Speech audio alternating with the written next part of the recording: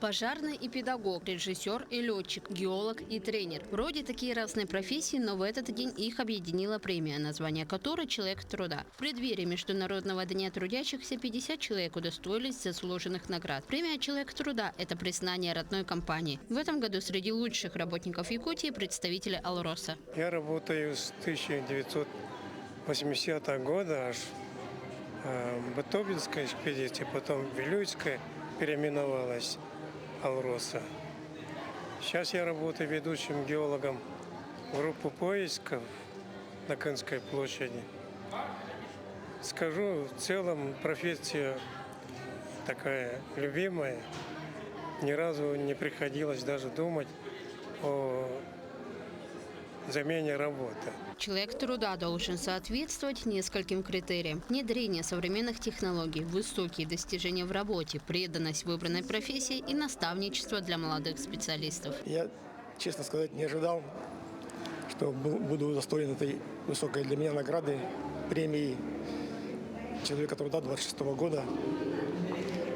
Я благодарен всем, кто меня выбрал, и вообще всему коллективу, всей республике. Призываю молодых людей, чтобы выбирали себе рабочие специальности, учились и осваивали азы труда на производстве.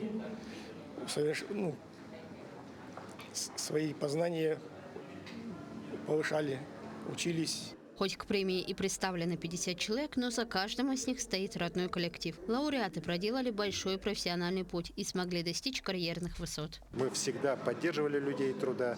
И, конечно, труд для нас, вот особенно для нашей республики, которая расположена в таком суровом климате, имеет огромное значение. И сегодня это прекрасный пример наших тружеников, это прекрасный пример для нашей молодежи, для тех, кто сегодня выбирает профессию. И как раз те люди, которые прославляли и прославляют нашу республику, я считаю, достойны той премии, которую мы уже ежегодно здесь вручаем.